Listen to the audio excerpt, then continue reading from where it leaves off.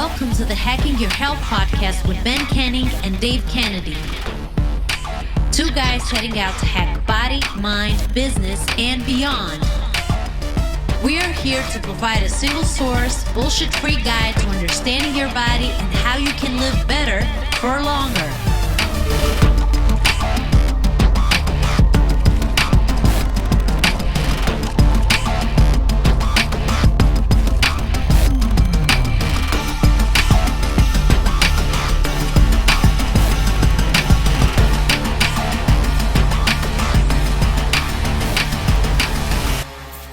Yo, welcome back.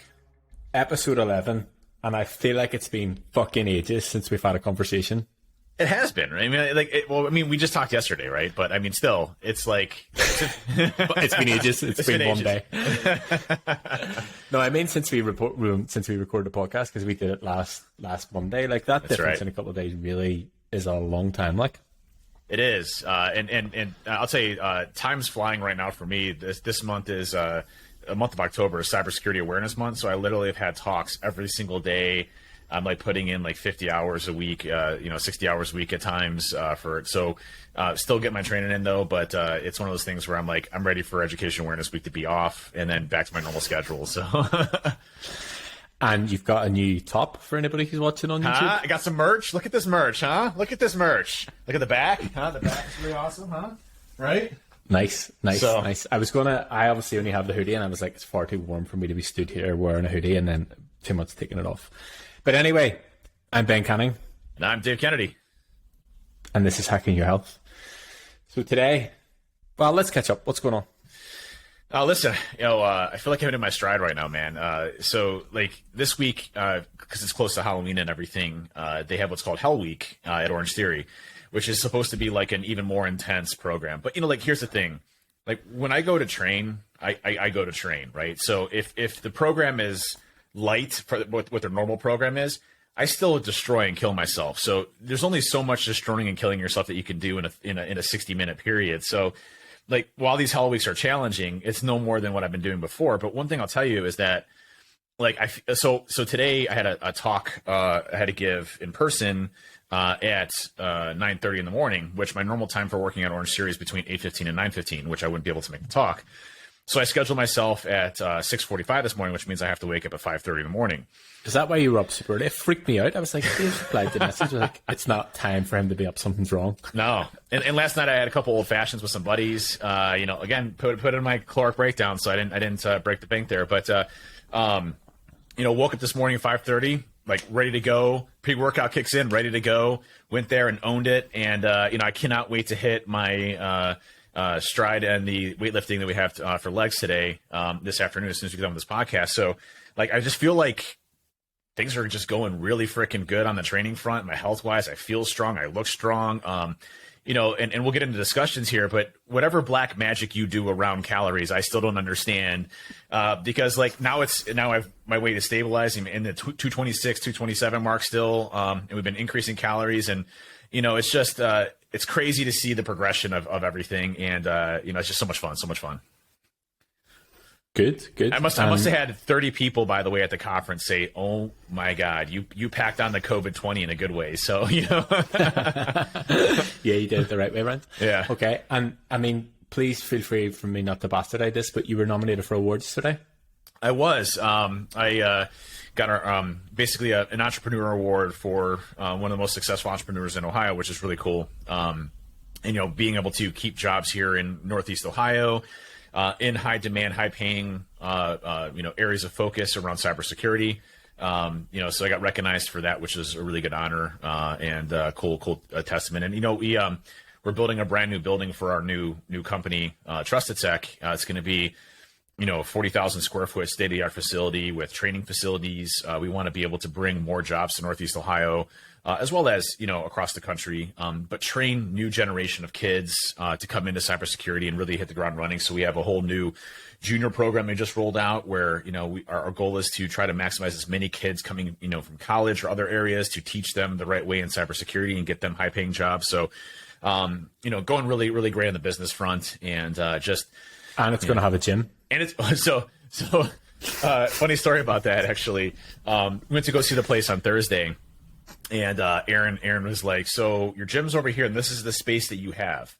And I look at my builder, I'm like, listen, is there any way we can build this out a little bit larger?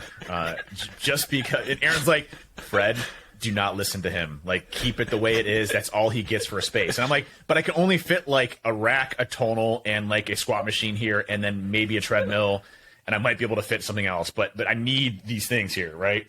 And she's like, this is what you get. Sorry. So, but I'm going to be able to get have a full rack there. I'll put a tonal, put a treadmill and some other stuff, some miscellaneous stuff there. But really excited about the gym, which is great. So, cool. How about you? How you been doing?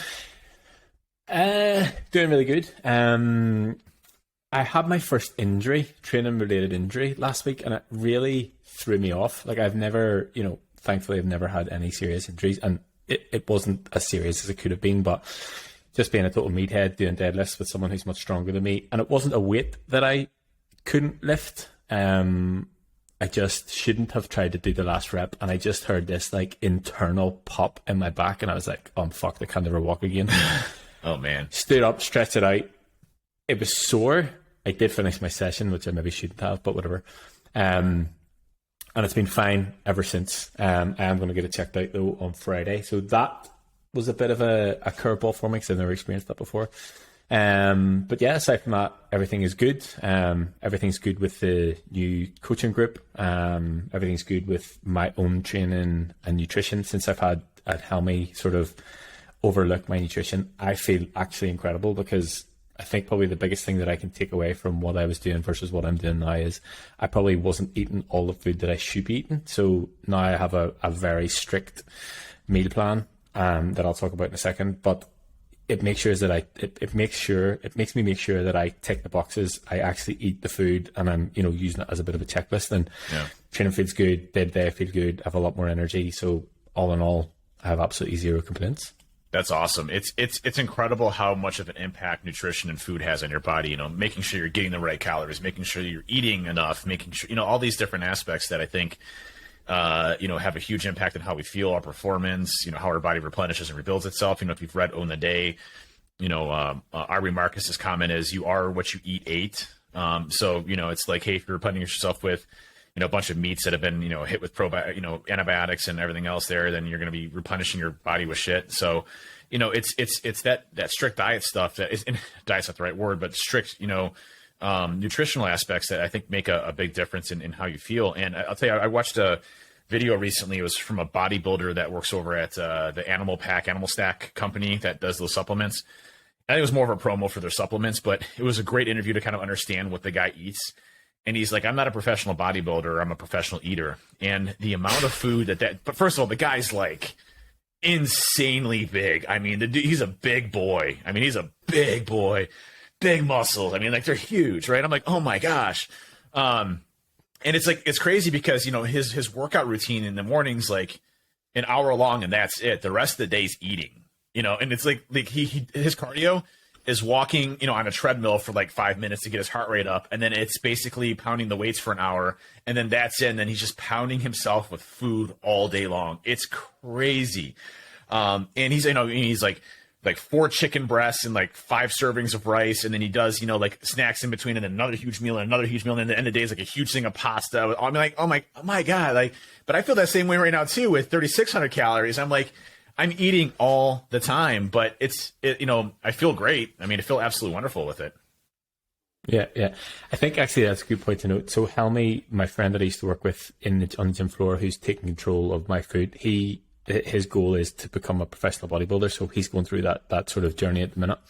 And watching him eat and how on the ball, like, ticks the boxes absolutely no matter what, like, that is his priority.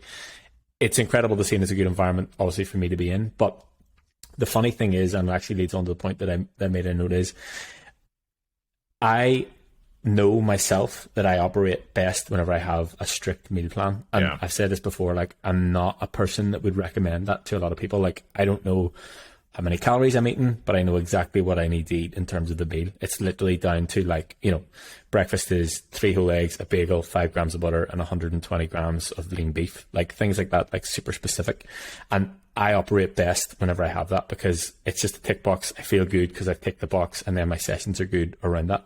But the point that I wanted to sort of make, and this will lead us into the calorie kind of thing, you know, Matt, that I've spoken about endless amounts of times, on his story, he was talking about meal variation and how there's a movement obviously within the industry to give as much flexibility and as much freedom with food as possible, which I stand by, like I'm for that. But his point was, you know, at the same time, you need to sort of have a bit of wisdom with that. And is there a point where it gets to, you have too much choice and too many decisions that you end up just fucking it either way? So his sort of point was, if you struggle to understand what you need to eat and, you know, too much choice and you get like almost decision fatigue, if you sort of map yourself out 2 or 3 go-to lunches, 2 or 3 go-to dinners, and just sort of cycle through those, it becomes a lot better, and you get a better understanding of how your body responds to certain food. Now, not, you know, obviously long term you can change things up, but if you're struggling with what do I eat, or how do I make my calories up, or how do I hit my protein goal, or how do I make my meals up, just literally break it down into 2 or 3 choices, and you just cycle through them on a daily basis, meal by meal. And I think that sort of is a good balance between me having a super strict meal plan and then just having the freedom to do whatever the fuck I want. Like, having that sort of in between is definitely where a lot of people should be, and definitely it's a good start point for sure. Yeah, I think, you know, some of those pre-made meals too can also help. You know, there's like Freshly and a few of the other ones out there. I use Tavala, which, you know, what's nice about that is as you're ordering the food, you know, you can see the macro breakdowns of everything as you're ordering it. So I try to stick within, you know, between a 300 to 600 calorie meal each time. And I know I can space that out, you know, based on what, you know, chicken, proteins, everything else I'm getting as part of that, to kind of stay consistent with my food in that way. And what's interesting is when I first started with you, Ben, you know, I remember I would crave things like Taco Bell and those types of things, man. You know, I think I did a Taco Bell recently, but like prior to that, like I hadn't touched, and I actually didn't really even enjoy it, which is, you know, I love Taco Bell.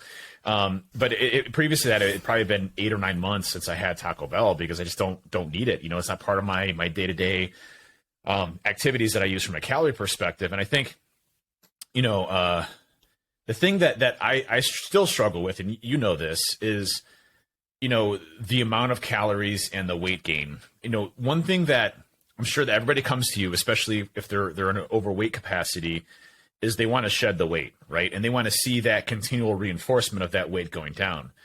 You know, what I think you do really well is balance that with something that is sustainable long term, to be able to put on muscle, which eventually equates to gaining weight, right? There's a certain inflection point there where you shouldn't be losing any more weight. You should be gaining weight in certain areas. And I remember the first time I started working with you, you sent me a video of me, I think, doing a 135 pound deadlift, which, you know, I just hit 505, just throw that in there again really quick. What was crazy about that, though, is I remember seeing a picture, and I sent this to you earlier, you know, it was that, you know, I was much leaner then, because I was down to, you know, like 195, 200 pounds. When I started with you, I think I was at like 217 or something like that, or 219. And right now I'm at 227. But you look at the insane difference of body composition at that point in time versus now, it's a different person, right? And I think that's the hardest thing for me to understand, is this dark magic around, you know, calories, because I would have never pushed myself, you know, as far from a calorie perspective as you have. And it's not to say that I don't trust you, because I do, obviously, but I'm going to say, like, there's times where I'm like, man, I think Ben's kind of crazy here with this. I don't know why I'm doing this. And, you know, what's crazy though is, you know, when I first started on this, I was getting about a pound a week, which, you know, of course I start freaking out over that, but it balanced itself out and I started losing weight, which means, hey, I actually have more muscle that's burning that, you know, those calories, and I need to adjust appropriately to be able to do that. And we're in a position to be able to move that forward to ensure that continuously balances and I maximize my gain on that. So, you know, explain to me how you go through that with people. It's crazy for me still. I think there's a couple of points I want to touch on with that. You know, the first point is the not trusting yourself with it. And this is where it's good to have someone to be accountable to, or someone to, you know, to tell you that it's okay. You know, as I sort of joked with you last week, that if you had have increased your calories, as soon as you started to put on weight, you'd have freaked out and took them back down.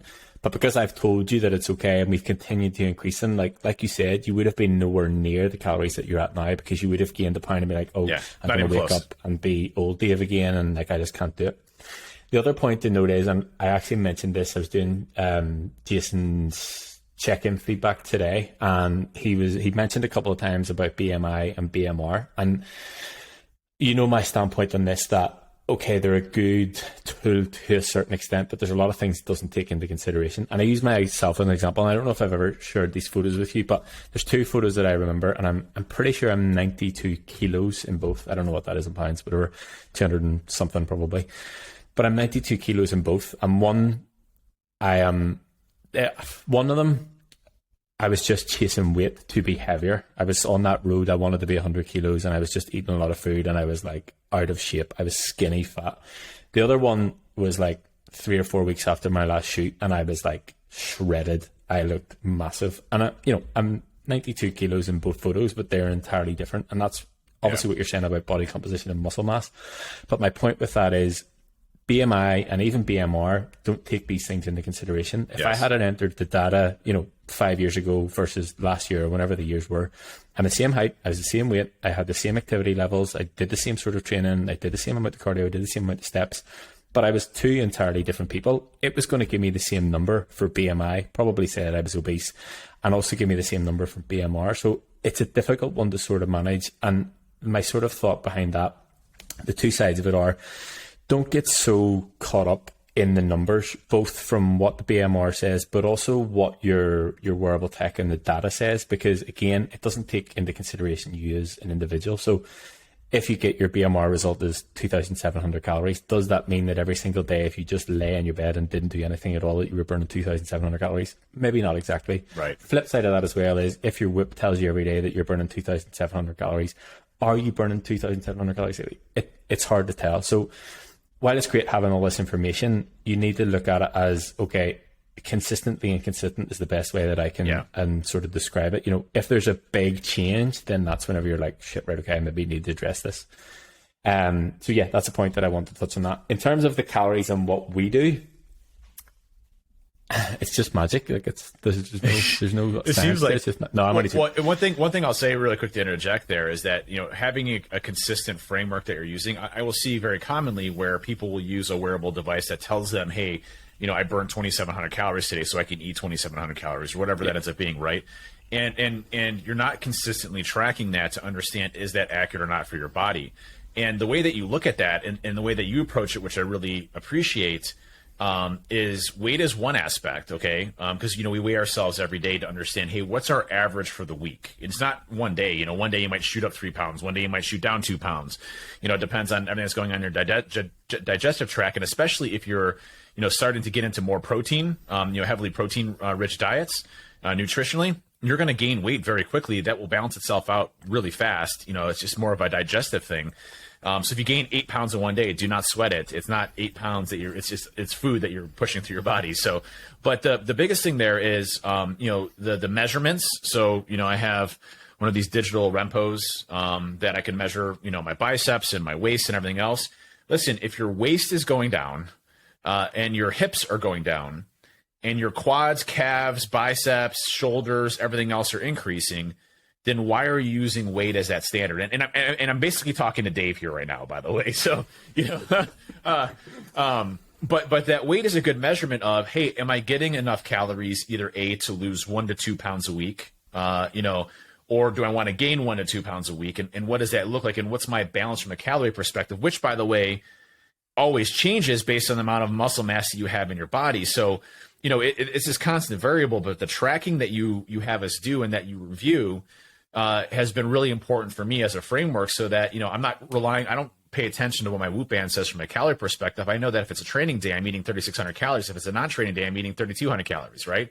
And that's what we do. And that's our baseline of our entire week.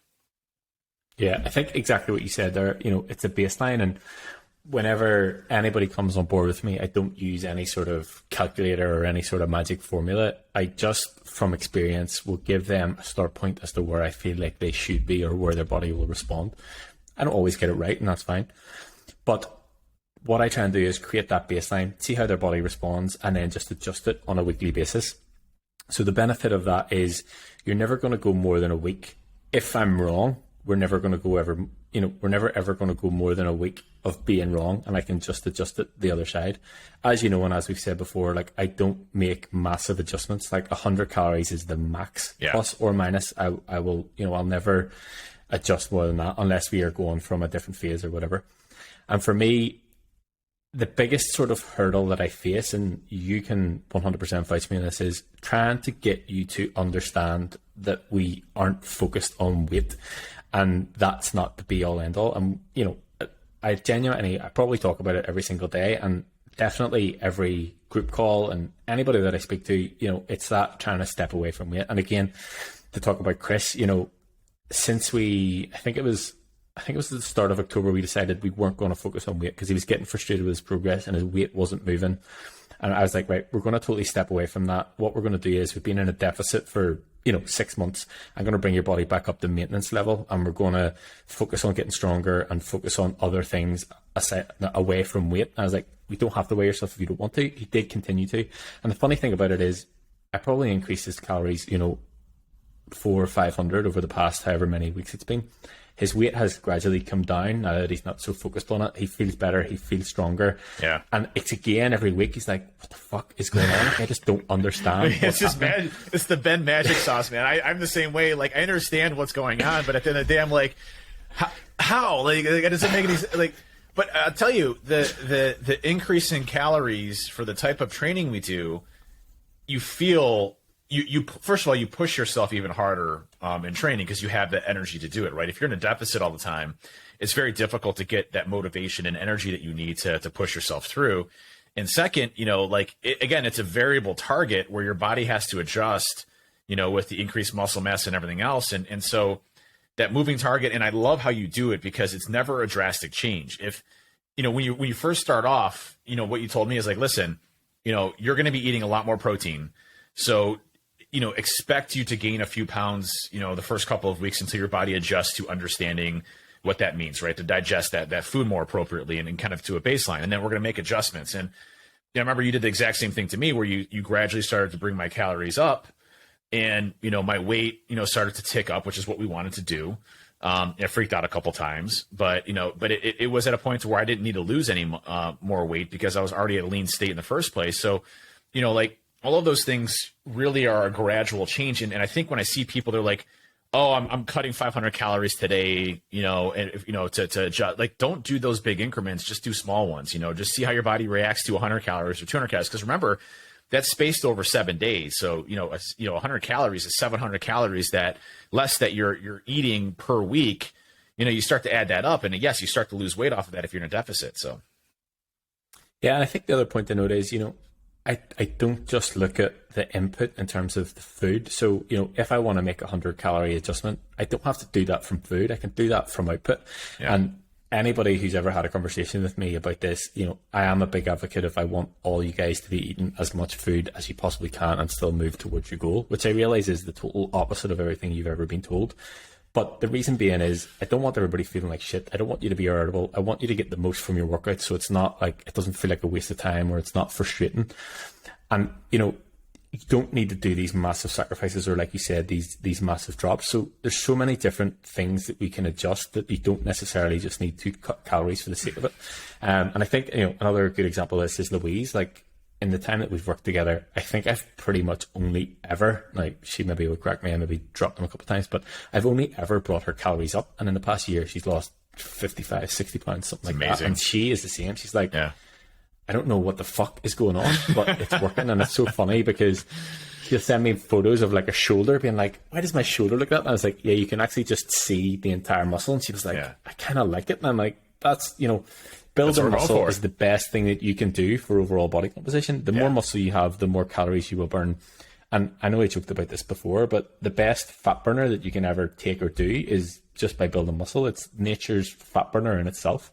And as you start to build muscle and get heavier, there's more demands on your body, so you need more calories. So then you get into that positive space. And the thing about sort of where we're at and bringing up the calories, you'll notice that I don't make those changes every single week. We'll maybe see that your weight, the average will go up by 2 pounds. And I'm like, right, okay, we'll hold this for a couple of weeks because I want you to, what we deem to be, own the weight, and just sort of let your body acclimatize to that. And then, if we start to see a gradual drop, I'm like, right, okay, now is the time to come up. And it's just a case of monitoring the data week by week and making the changes accordingly to it. Like it's as simple as that. Well, one thing I can relate to on this is I went to my son's football celebration party for ending the season or whatever, and they had a bunch of pizza there and everything else. And it wasn't planned on my day to eat pizza, so I wasn't going to eat pizza.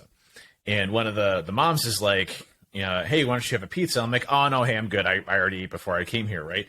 And she's like, oh, come on, you can have a cheat day. Just consider this your cheat day. I'm like, I don't have cheat days. Like, I never have a cheat day because every day is just like, excuse me, sit down. I'm about to educate you here. Yeah, 1 second. Let me break this down really quick. All right. I don't need to be mansplaining anything to anybody. So, but I basically was like, and I said, I really appreciate it. I don't have cheat days at all. And she's like, you don't have cheat days? And I'm like, no, I actually incorporate everything I eat into the days of calorie breakdowns and macronutrients of what I want to eat. And she's like, oh, okay, well, that sounds awesome. I wish I could do that. I'm like, you can. I'm like, if you want any help, just let me know. I'd be happy to talk to you.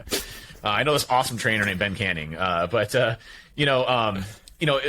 think Louise was saying it the other day, which I thought was really funny on the BC chat was, she was sitting with 2 of her friends, and one of her friends was complaining about how her trainer wasn't interactive and she was always starving all the time and always needing, wanting more food. The other one was talking about this awesome keto app that their trainer had recommended to them, and it's like, and Luis is just sitting here like, I'm good. Like, I'm happy, actually. Everything's good with me, I'm eating whatever I want, I'm in with, and I've lost 50, 60 pounds over, a span of a year. So like, I love the concept that you talked about very earlier, which is, our nutrition should be something that's flexible, right? It's something where we should allow ourselves to eat the foods that we want to enjoy foods, to do those types of things, but obviously within moderation and a framework that allows us to control this. Again, when we were cavemen and cavewomen, we didn't have the ability to have access to the types of foods that we have today. Highly fat food, fat enriched foods, highly, sugar-based foods, all of the preservatives and everything else that was in there. But literally, to get food today is the most easiest thing possible for anybody. There's in well-developed countries, obviously, unfortunate in others folks that are starving. But, when you look at that and you say, well, now we have all this food readily available and our bodies are designed to store fat. We have to put confines on that. And that's actually what they've been doing a lot of scientific studies on. And I think I mentioned this in the other podcast before, but the live podcast I listened to, and it was also recently commented on the Huberman Labs podcast, but they, of course, I was waiting. I got to make sure every podcast, I got to throw them in every podcast. But the biggest thing was they took animals, and they've also tested this in humans, where they took them out of natural nature and put them into essentially cages, which is what we are doing right now. We're in cages, right? And they took 2 groups, one that had access to any food that they wanted to at any time, so they were in a surplus, and then access to those that were in a caloric deficit, or at least a 70% shave of normal food that they would eat. So to take into consideration the less amount of activity, the hunting for food, everything that your body needs for that, they took it down basically to 70% of what they normally would eat in the wild. And the ones that had access to all the food grew obese and had heart issues and all these chronic, major issues as far as health is concerned. The 70%, while they weren't as muscular from a muscle mass perspective, they maintained healthy weights and longevity based on that caloric restriction.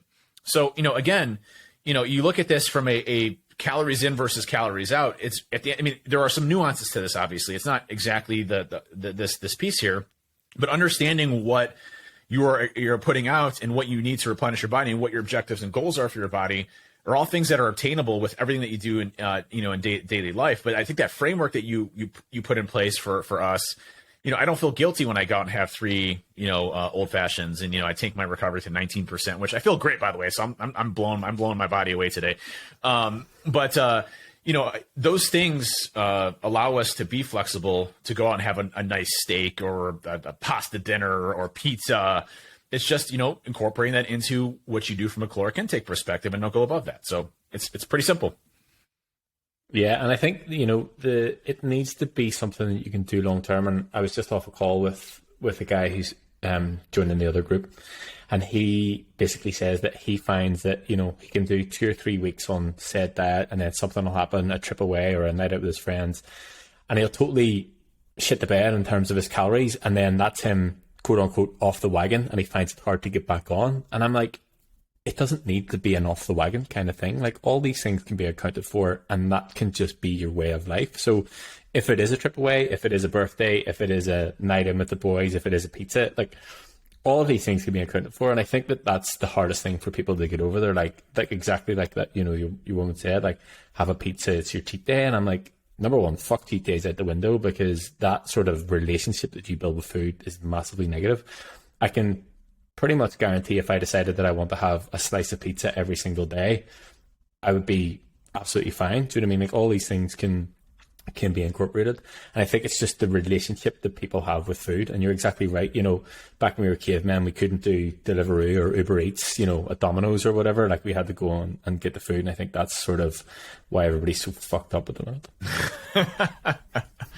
Well, like, listen, at the end of the day, like, I remember this as clear as day. I have examples of my journey in this whole thing. And I will say, having a trainer like yourself has been so instrumental in my success with this, because for one, I wouldn't be as far along as I am today, in gains in strength, in confidence, in my understanding of health, etc. I mean, it just goes on.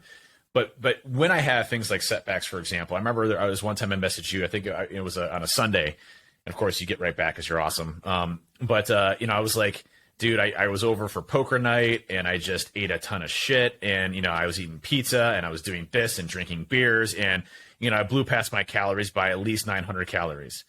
And I think I said in the text message, I'm like, you know what? I'm going to fucking punish myself today, and I'm not going to eat those calories. I'm going to destroy myself and whip myself back into shape. And you're like, dude, he's like, first of all, I hope I haven't given you the impression that you need to do that, because, going out one day in the grand scheme of what you're doing is not going to impact your training in any way, shape, or form. So just, go at it, and get back on track with what you're doing, and just don't make it a habit of doing it every day.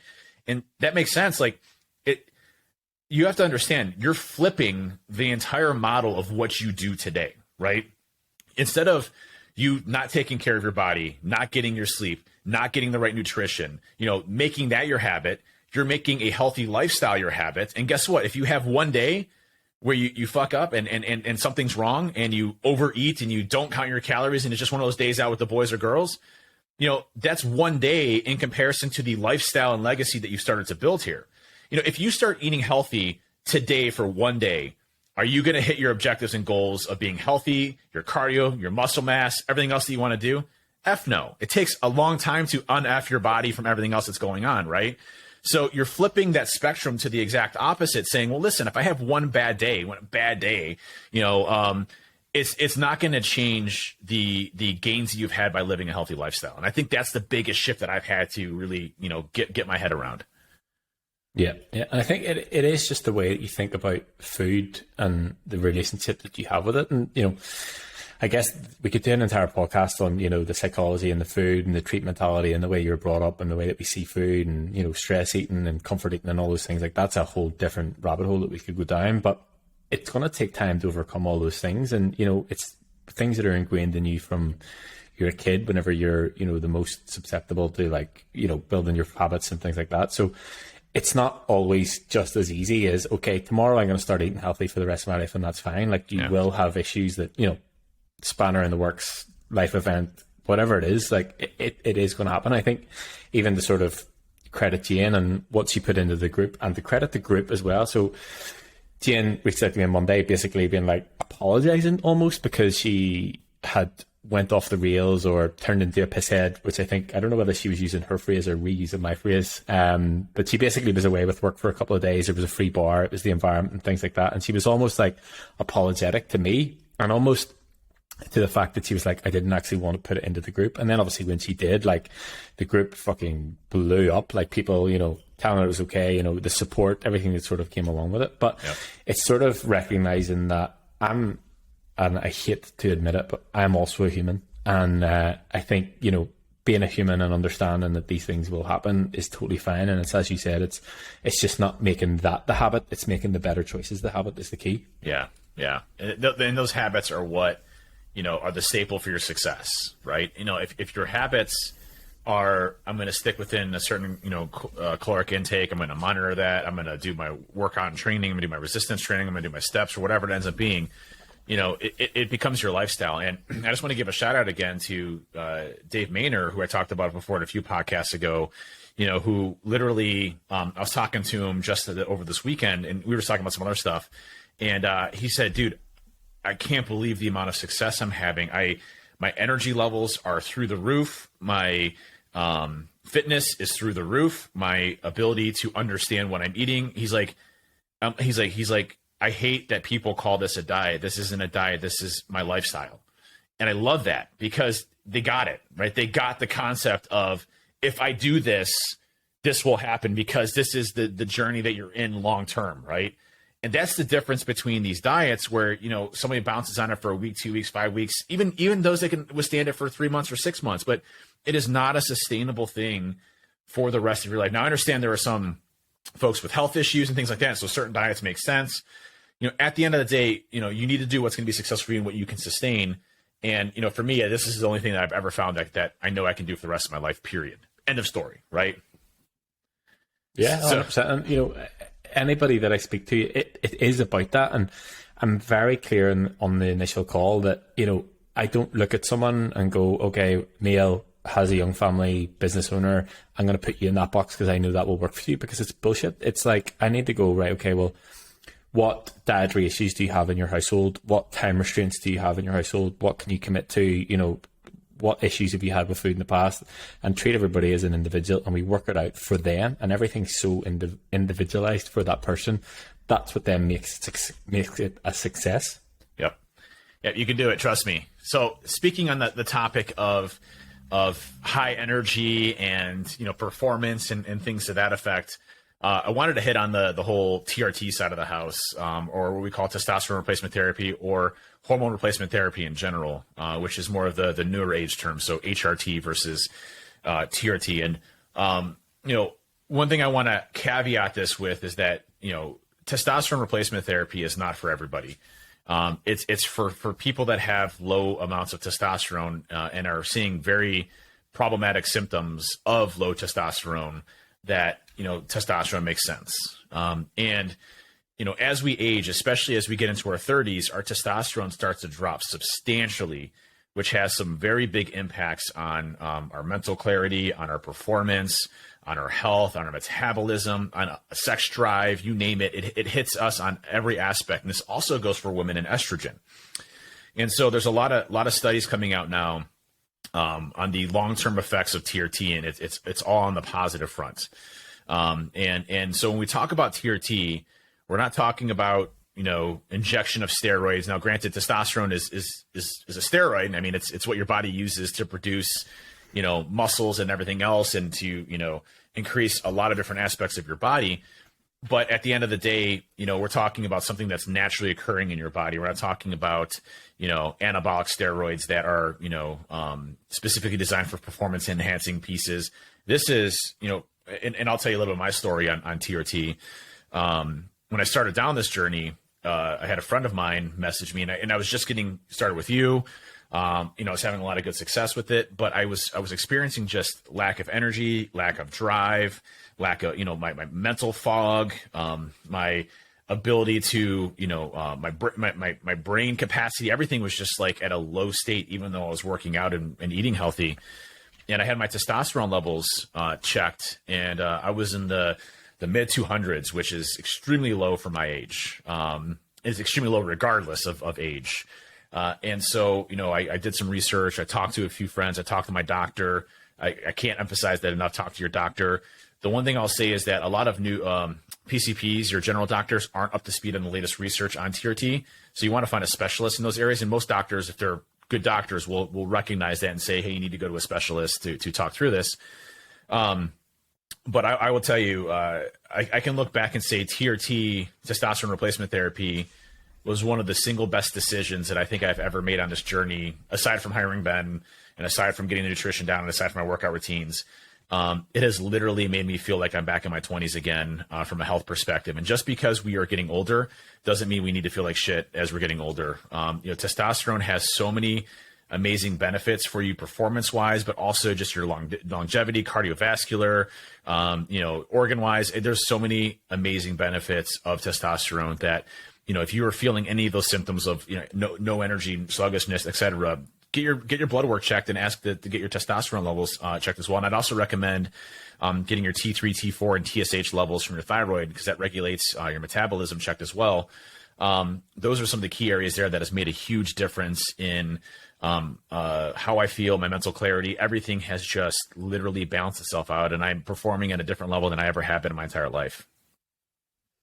Yeah, I think I wanted to sort of break this down because it's different. How it's viewed is different over here to over there. And I had a conversation with Matt earlier on. I was like, how do I approach this subject? Because over here, anything that involves a needle or the word testosterone or whatever is a taboo subject. And people are like, oh no, I can't talk about it, or we can't do that. And I think this comes from people abusing it. And, you automatically have a certain sort of prejudice towards it or whatever.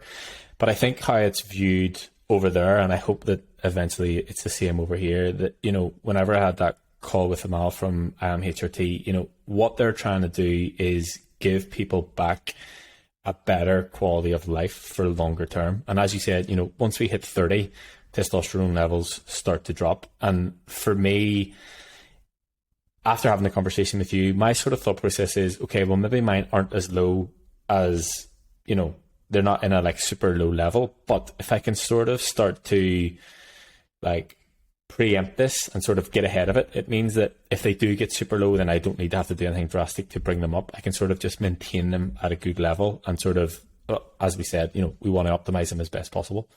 And I think, obviously testosterone, it is a hormone in humans. It's more, obviously there's more in males than there is in females, but females do produce it too. And once that starts to dip, as you said, it's a decrease in sex drive. It's, less energy. Your body doesn't process or handle food. You can see weight gain, low self-esteem, low confidence, even anything down to less hair on your body. The amount of effects that it has on your body is outstanding. And people just put it down to age, and they're like, oh, well, I'm getting old. They just write it off. And I think, again, like I said, what the guys at IAMHRT and other clinics are doing, they're sort of normalizing the whole process. And one of the best things that I found from being able to talk to you about it and then talk to the other guys about it and being able to talk to new clients that I onboard about it, and even them come to me and be like, look, I don't really know what to do with this. And I'm like, I can literally give you 4, 5 or 6 people who have been through exactly what you've been through, and you can have a conversation with them about it, and being able to give them a real world experience, as you said, as you've talked about. And anybody that I speak to from a client perspective, they feel fucking amazing. And I can't reiterate that enough. Now obviously, there are drawbacks, there are negatives, and as with anything, something needs to give somewhere. But I think for me, if it's done well and if it's managed well, as I said, where you guys are, it's done clinically and it's prescribed. Here, not so much. You have to sort of manage it yourself. It's a bit back alley, on street pharmacist kind of setup you don't really want to have to deal with. But if you're managing it well, and if you have an understanding of actually what you're doing and why you're doing it, I think, to me, it's a no-brainer. Caveat to that is it's not going to totally change your life by itself. It's another piece of the puzzle. Yes. It's at the top of if your nutrition and everything else is not there, then I wouldn't recommend even bouncing with it, because you're all kind of fucked up in a lot of different areas. So yeah, deal with those areas first. And it is, again, it's something that people will look at, and it's probably why it's so taboo over here, that people look at that as okay, well, I'm going to go and do this and it's going to really help me. And I think there's a difference between doing it from a health perspective and doing it because you have low self-esteem, low sex drive, no energy, all those things, and wanting to improve those areas of your life so that you can feel good long term.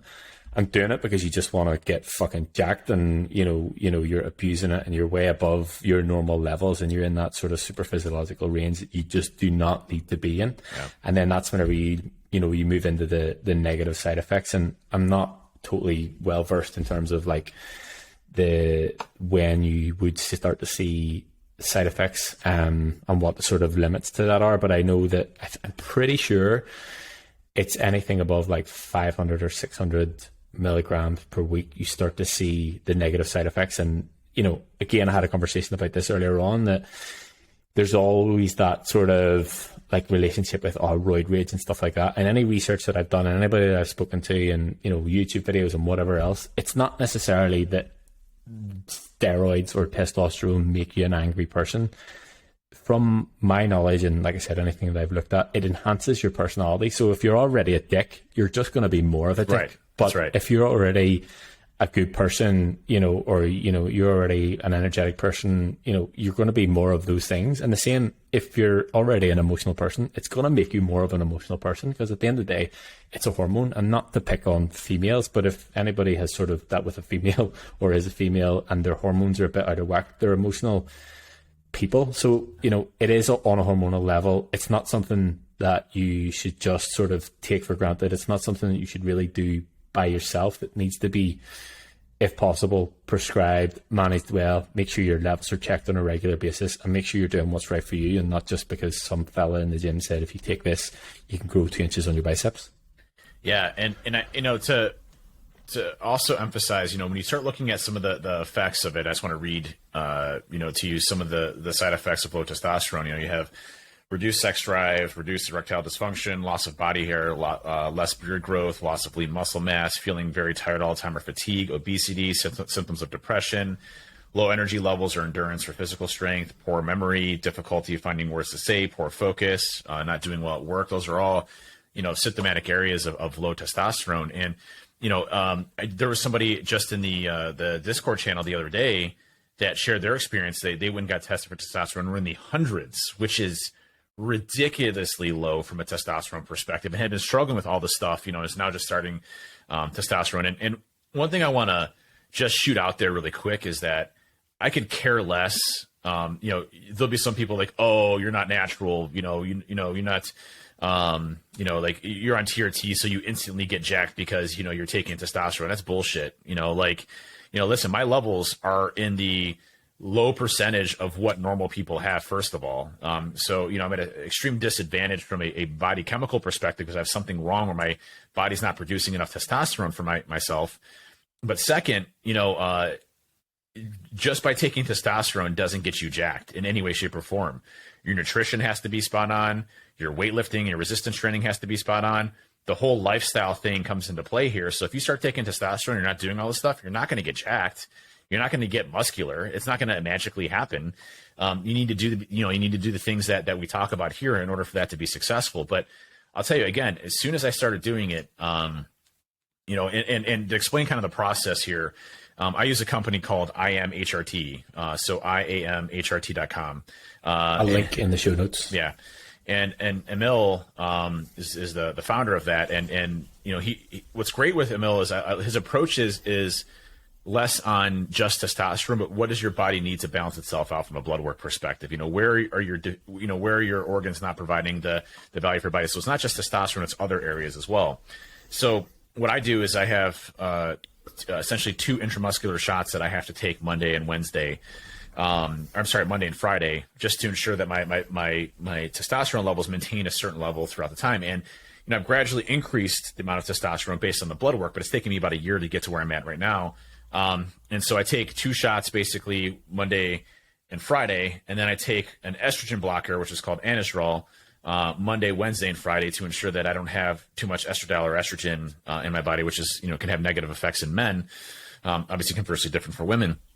And then I also do what's called HCG, which is a chemical signal to your body to tell your testicles to continue to produce testosterone so that you don't what will happen on testosterone replacement therapy is that if you're introducing high levels of testosterone into your body, your brain basically doesn't send signals for your testicles to produce testosterone, and your testicles then start to shrink and kind of shrivel up because they're not being used. So HGD is kind of the stopgap for that, where it's simulating the communication from your body saying, hey, testicles produce testosterone. So you still are producing testosterone through your testicles, as well as, having testosterone through injections as well. And, those levels are something that, will take adjustment and to see how you react to it. They'll typically start you off at a pretty low dosage to see how your body reacts to it. If you have any side effects, things that affect, some side effects could be like acne, for example. That's the main one that I know of is acne. Just to see how you react to it, and then, to see how you're feeling. And I can tell you within about 4 weeks of me being on testosterone replacement therapy, I noticeably was a different person. But it continuously got better as I started introducing. I kind of found my balance spot. I'm now in the 1,000 marker or so for testosterone where I'm at, whereas before I was in the mid 200 range there. So I've had a lot of success with it, and it's one of those things where it really was, with everything coming together on the nutrition and fitness side. It really was a life-changing experience for me altogether. Just the energy, and there's another thing, again, from a Huberman Labs podcast. But what's interesting is when you are riding normal to higher levels of testosterone, the receptors in your brain actually enjoy lifting weights. So lifting weights becomes a positive experience versus a negative experience, believe it or not. And there's actually like a lot of cool studies that are coming out now around food. So let's just say you hate kale. Okay, so kale, I don't know anybody that likes kale, like that actually enjoys eating kale. But there's actually two types of triggers in your body when you eat food of whether or not you like it. The first is your taste buds, but that's actually a small percentage of what you actually interpret in your brain of what you like. Your brain actually is built off of insulin spikes or glycogen type foods, so like high sugar fatty foods. And so if you actually take kale and you mix it with something that you really like, that's sugary or that has the ability to spike glucose levels, over a span of about 10 days, you will actually retrain your body to like kale, because your body thinks that it's going to spike glucose then. And so your mind trigger and your taste buds change to like that food. It's very similar on the testosterone front. The more testosterone that you are increasing, the more enjoyment you get body-wise out of doing exercise and activity, because your body responds to that much well. So there's so many different aspects that this changes for you as an individual. And again, just because we're getting into our late 30s, early 40s, 50s, 60s, 70s, doesn't mean we have to feel like shit. We can take control of that and really balance our bodies to maximize them in the way that we want to feel as best as we possibly can. I tell you, again, I've said it before on other podcasts, but this is the best I've ever felt in my entire life, hands down. No questions about it. And I'm kicking everyone's ass at Orange Theory, even though they don't know it. It's totally a competition. Like today, totally kicked everybody's ass.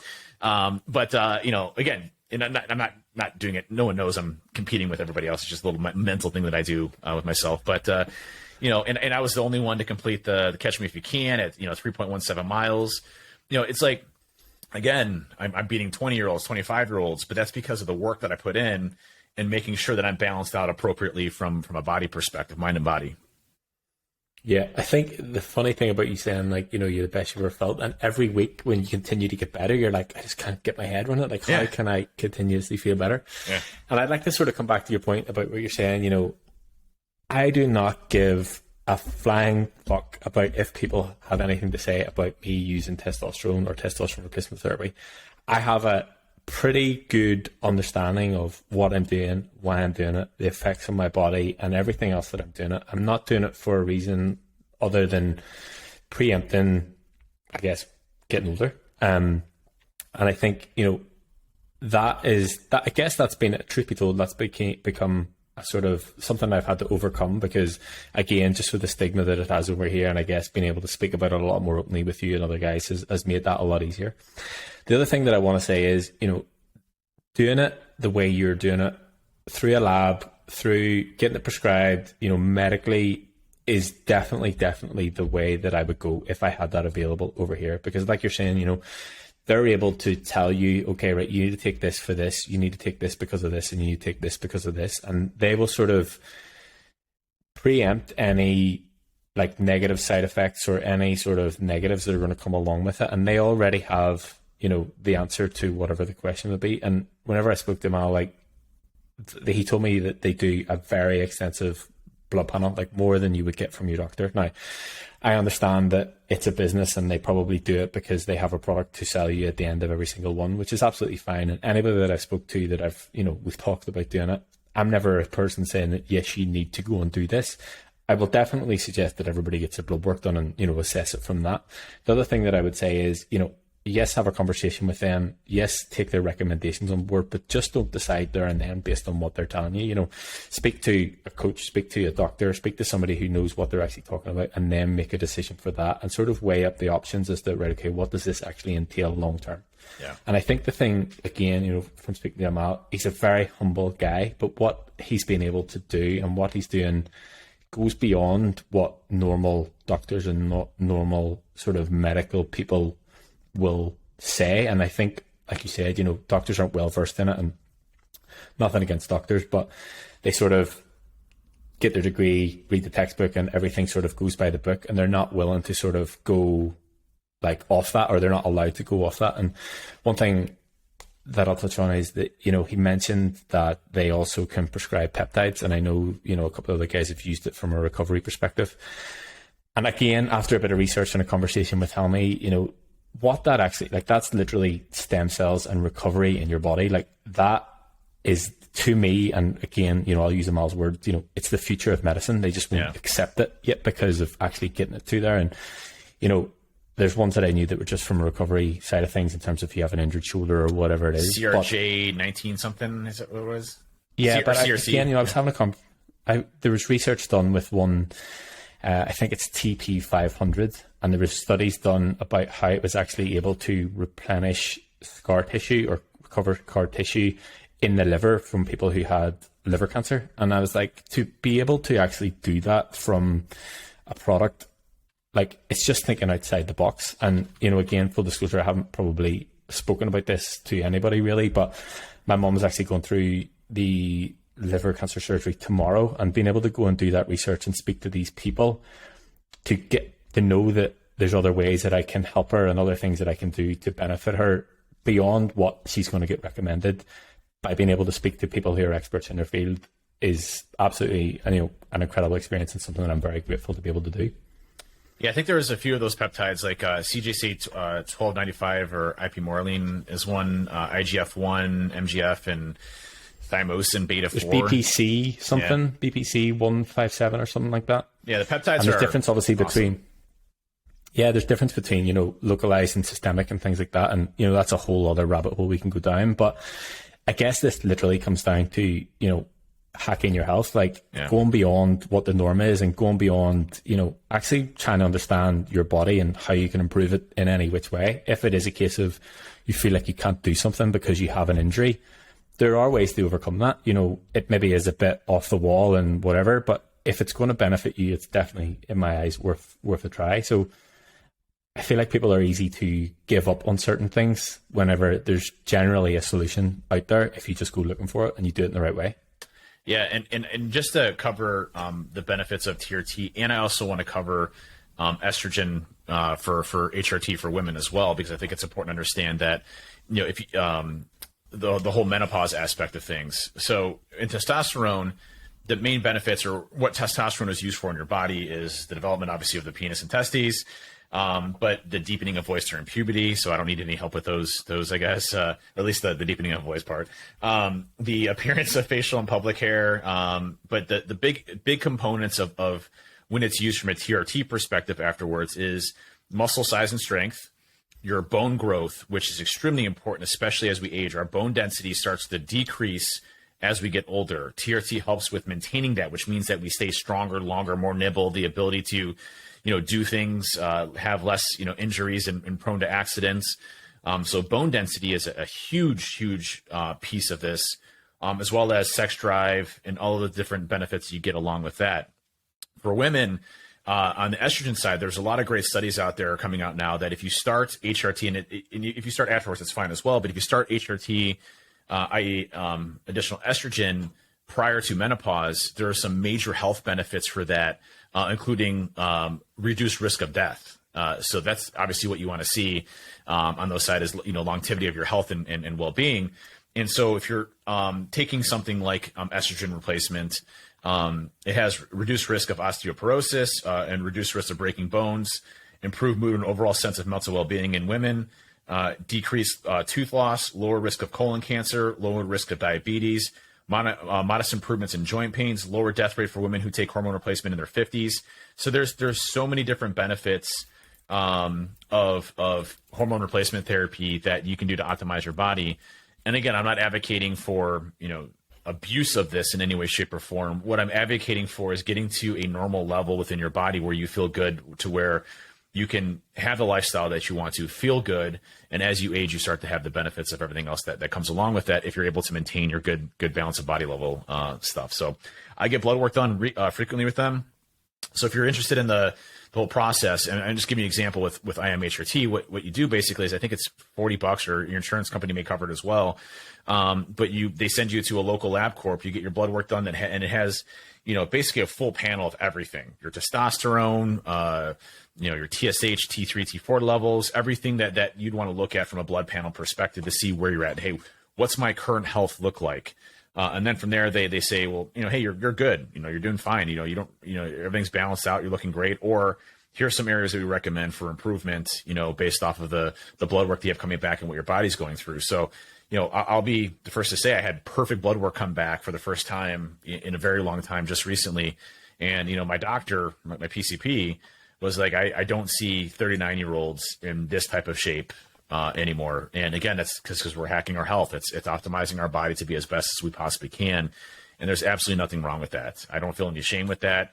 Anybody that wants to shame me for using TRT can F off. I have zero care about them. It's helped me out in my journey in my health. And that's the most important piece that I care about. Yeah, I think it's, what I want to get from this, and I think it's a really admirable thing to be able to do, is actually be able to speak about it openly, because it is sort of like a taboo subject, and people have a negative sort of stigma on it, which is fine, fuck them. But if you can actually understand the role that it has in your body and why you're doing it, then I don't see anything wrong with it at all. Now, talking about being natural and things like that, obviously there's a blurred line between athletes and things like that. And, if you were doing it in a performance enhancing way to get the edge on somebody else, then yeah, okay, taboo, totally get it. Like, that is unfair, but we're not doing it for that reason. We're not competitive athletes. I know that you maybe beat people in Orange Theory, but it's not a tested, it's not a tested thing. So doing it for the health benefits and doing it for longevity of life. And, even again, the conversation that I had earlier, if you think about low testosterone levels and low sex drive, like the effect that can have on your relationship and the mood and how that sort of ripple effects come out, there's so many more effects to it than you probably know.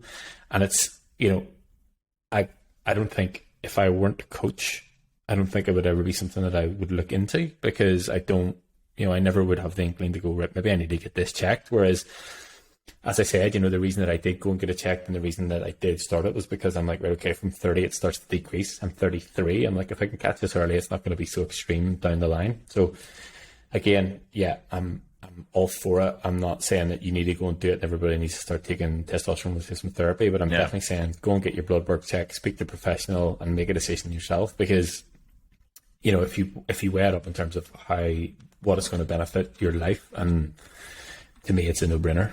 And that's the whole part of the discussion of this podcast, right? Is to be open and honest with everybody on our experiences, what we've gone through. Obviously we're not doctors, but at the end of the day, we have to make the best decisions that are for us as an individual to, accomplish our goals that we want to, whether that's nutrition, whether that's our mindset, whether that's, TRT, whatever. Again, we're not advocating that you go out there and start injecting yourself with testosterone. That's not what you want to do. You want to get a professional opinion, see where your blood work's at. And at the very least, just get your blood work done to see where you're at. Are your kidneys functioning appropriately? Is your liver functioning appropriately? What's your thyroid look like? What was interesting about my blood work that I found really important was that, I had a partial thyroidectomy where they removed part of my thyroid. I had a thyroid nodule that had been growing out of control, and happened to find it when I was trying to find what was going on with my jaw issues. They did a scan and the ultrasound. They found the nodule there by an accident, and got that removed. And my thyroid levels have been fine for a number of years. My left side of my thyroid, which is still there, hey little guy, I think it's more like up here, hey little guy, started to slack off and wasn't doing so good without his twin brother there. And so, when my blood works came back with my TSH levels that were elevated, and what TSH is basically the chemical that your brain requests to your thyroid to instruct your thyroid to produce T3 and T4 chemicals for your body, which regulates, your body temperature. There's obviously hyper and hypothyroidism, where you have an underactive or overactive thyroid. And the issue that I had is that my TSH, so my T3 and T4 levels were fine. They were in within normal ranges, but my TSH levels were extremely high elevated, which means that my thyroid is not able to keep up with the amount of T3 and T4 that my body needs. Most specifically, T3 is the most important one. And so it's continuously working overdrive, trying to produce enough T3 for my body, and never gets a break. And what's actually really interesting about that is around those same times, I started having afternoon crashes where I would just crash hard. Like I would be on the couch and you wouldn't see me for an hour and a half because I needed that midday nap. And I couldn't explain why, because nothing had changed in my diet. Nothing had changed, from a testosterone perspective. I was doing well. Nothing had changed, and except for that when I got my blood work back. And so I worked with my endo. So I have an endocrinologist, that I've had since I've had the thyroidectomy. And she started putting me on, something called Synthroid, which is basically, T3 hormones that allow my thyroid to get a break. And they start off slow and they gradually, test your levels to see what the right balance is for you.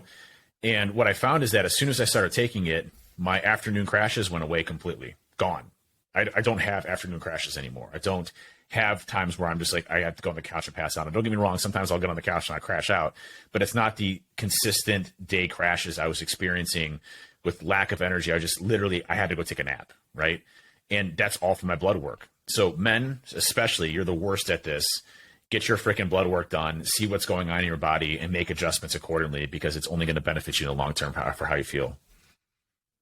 Yeah, and I'll put the link to IAMHRT in the show notes. And I'm 99% sure Amal said that it would, getting your blood work done is covered by your health insurance. Yeah. I'll put the link to Medichecks that I use here in the UK, and you can get your blood work done with that. But I think your point there of getting it done regularly to see, is anything changing on what's going on? It's not just a case of get it done once and be like, oh, okay, brilliant, everything's fine, and then don't do anything about it. It's a case of, things will change, stress levels will change, work will change, your body will change, your training will change. All these things change over time. So I would recommend get it done at least every 6 months if you can.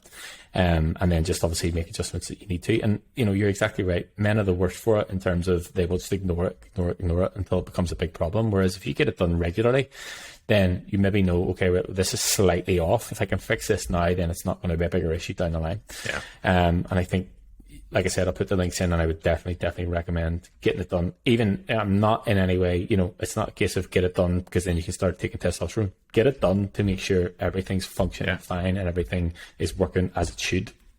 Yeah, I think we hit it home on that.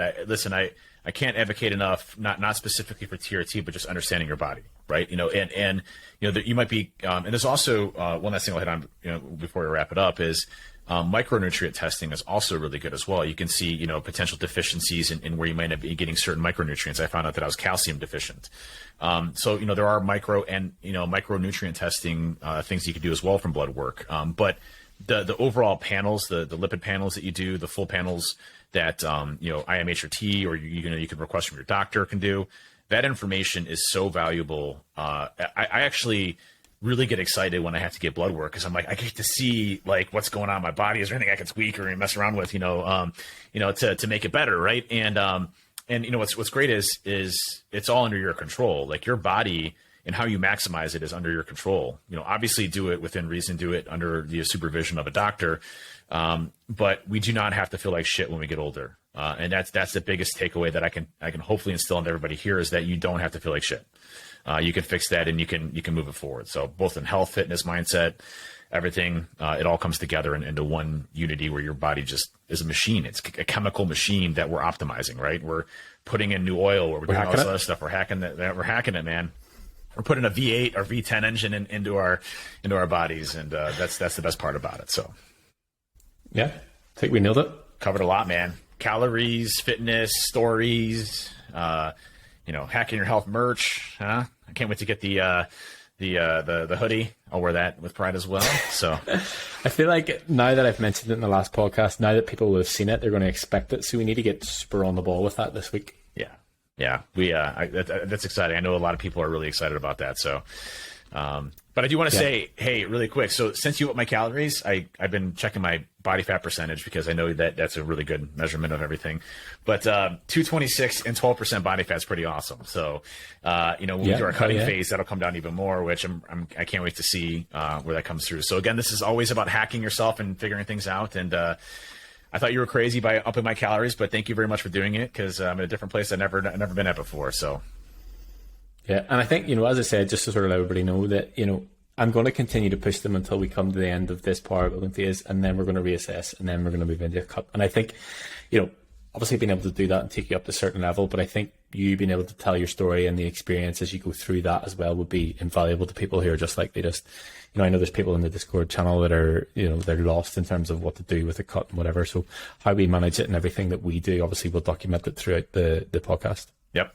Look forward to it. Well, hey, another week, another podcast, another episode. Tune in. Obviously join our Discord server. It's discord.gg/hackingyourhealth. Check us out on Spotify, Apple, everywhere else. We'll have merch here soon. And, use the hashtag on social media on We Hack Health. It's a great community of people really sharing experiences. And obviously you motivate us folks. It's so awesome to see this movement come through, the security industry and others as well, to really start to help and change people's mindsets around health. And listen, I believe in you. I know you can do it. Just put in the time, put in the work and repetition, and you will be successful at what you do here. So I want to thank everybody for sharing their experiences. We love seeing it. Yeah. What he said. Right. Catch you next week. See you next week.